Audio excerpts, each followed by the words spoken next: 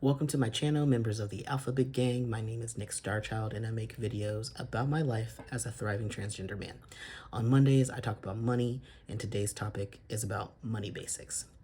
This information is for everyone, but I like to make sure that I'm sharing with the queer community in particular because of the importance of financial health. And what better way to get it than from another queer person, right? So I'm not an expert by any means, but I love sharing and helping others thrive. And let's get into it and let's go over some money basics.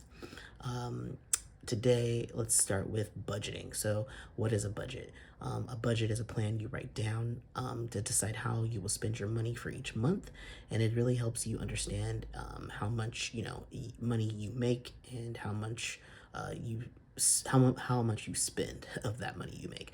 So maybe you don't know how much money you make. You have a couple of side hustles. You have several jobs. I don't know what your situation is, and you're not quite sure. So making a budget will really have a clear understanding of how much money you make, and then checking what you actually spend your money on is a great way to understand you as a person, your habits, and helps you if you want to maybe cut back, right? Like maybe you want to get have some goals in mind and you want to buy some things, but you don't quite have that money just yet, and you want to cut back on some things to save up. Um, and another reason to save money is also because you would want to make sure you have money for like an emergency or yeah, an unexpected expense, right? So you might need to buy like something like a car. Maybe you need to put a security deposit on an apartment or pay for something just really expensive, right? So having a savings is really vital for that. I think this also comes into play for people who are trans, right? Transgender. If you think about like medical expenses that come up that you might not be prepared for, or that you are prepared for, you need to save up for it, right? So medications, surgeries, etc.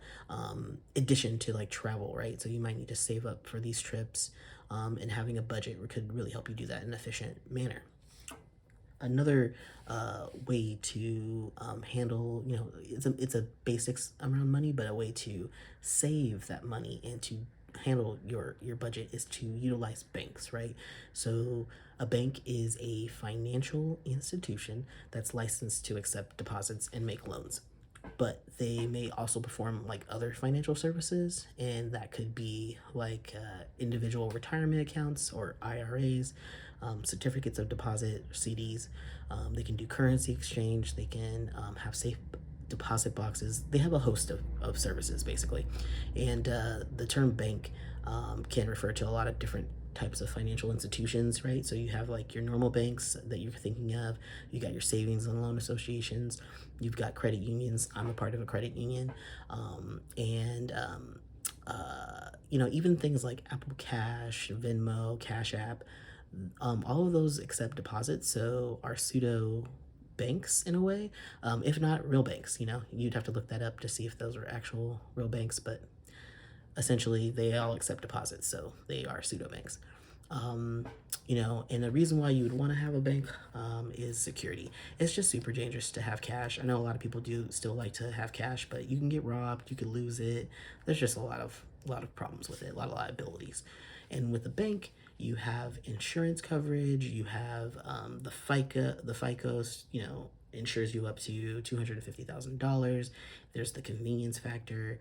All banks are online. Some are only online. And most services can be done on your home computer or your phone.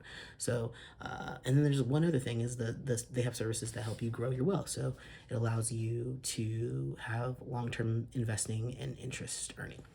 So a lot of things to consider when you are choosing a bank.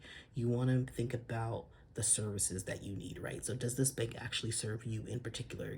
You want to go on their website and see, do they offer the things that you need?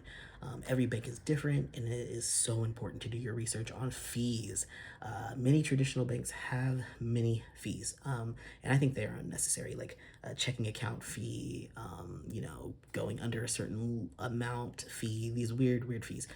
I prefer banks that don't have fees, and that would be mainly like credit unions and online banks. You want to think about the location of the bank as well, because like, do you need services that are nearby that require like a brick and mortar bank? Do you need to like go inside of a bank, or do you just need ATMs? And then do they have partnered ATMs in your area?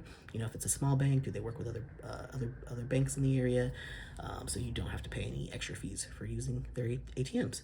And then lastly, when thinking about your bank, you want to think about reputation. So some banks have been through a lot of controversy over the last few decades, so I would just say choose wisely. And when you have these banks, you know, I was talking about savings, right? So let's go into emergency savings and short and long-term savings. So first, emergency savings.